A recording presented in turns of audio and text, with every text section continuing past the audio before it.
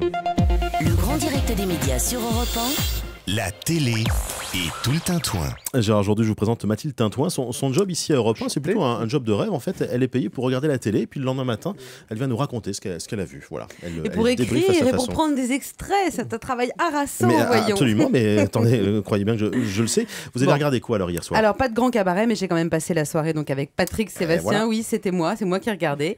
Patrick oui, ça n'a pas très bien Sébastien, fonctionné. Effectivement, c'était une rediffusion, faut dire. Voilà. Alors donc, je le connaissais pas bien, j'avoue, je dis peu avec lui, je fais peu tourner les serviettes, et donc je ne savais pas grand-chose de lui. Alors, rediffusion de ce portrait d'un bluffeur, hein, c'est le titre de ce document. Ouais. Ça vous a permis donc de vous familiariser avec Patrick Sébastien, ce bon monsieur? Oui, grâce à lui-même, parce qu'en fait, c'est une interview qu'il a accordée au journaliste Olivier Malnuit. Ouais.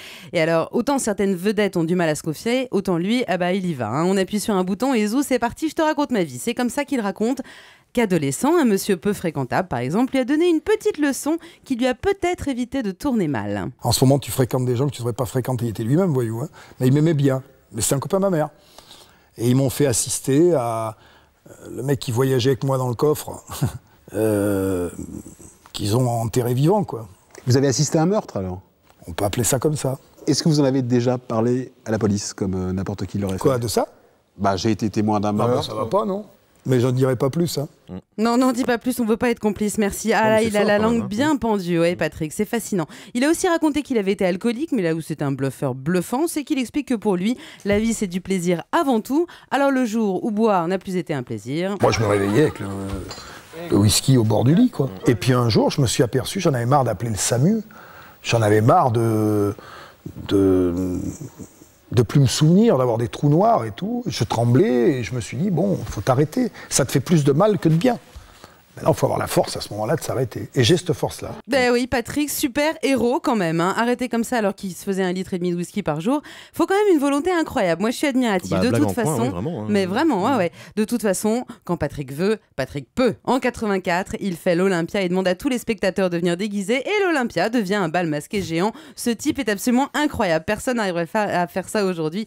Enfin, dans les années 80, on rigolait plus qu'en 2010. Bon, alors, Mathilde, on a bien compris. Donc, vous trouvez que Patrick Sébastien est incroyable, qu'il est honnête. Il a une volonté de faire. Qu'est-ce qu'il y a d'autre? Moi, je peux continuer longtemps. J'ai pris ma carte de membre au fan club ce matin au réveil.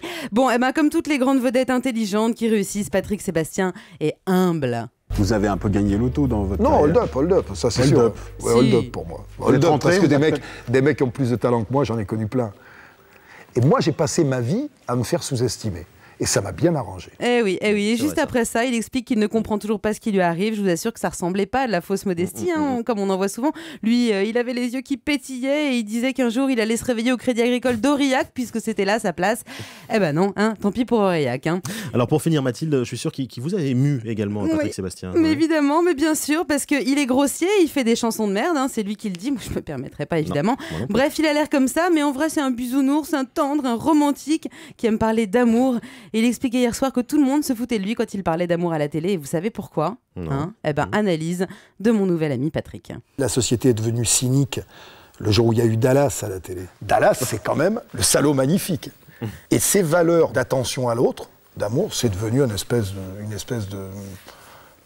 C'est gnangnan, c'est nul, ça doit pas exister. Gérard Jourdaud est mort de rire. La faute à JR. Mais oui, tout ça, c'est la faute à JR. Bien sûr, Sébastien, en dehors de tout ce qu'est le personnage et surtout l'auteur de Tourner la serviette, qui est une vraie chanson populaire, comme Il est beau le lavabo, des trucs, c'est pas tous les jours, il y en a une tous les 10 ans. C'est que Patrick Sébastien a fait quelques tentatives au cinéma et il a été très bon. Et en particulier, je ne me souviens plus du titre, mais dans un Moki, il était formidable. Et il faut le dire, c'est plutôt un bon acteur. Alors, en plus, c'est un bon acteur. Et en plus, c'est un bon acteur. Alors, donc, il n'a pas que des défauts, il a aussi quelques qualités. Le mot de la fin à ma nouvelle idole, puisqu'on est dans une émission de télé. Animateur, ça vient du latin anima, qui veut dire une âme. Et il n'y a rien de pire que des animateurs qui n'ont pas d'âme, c'est-à-dire qui sont formatés. Et voilà, et lui, il n'est pas formaté. Et ça repasse samedi à 15h20 si jamais il y en a qui ont envie de voir ce documentaire. Sur France 3, merci évidemment. Mathilde Tintouin.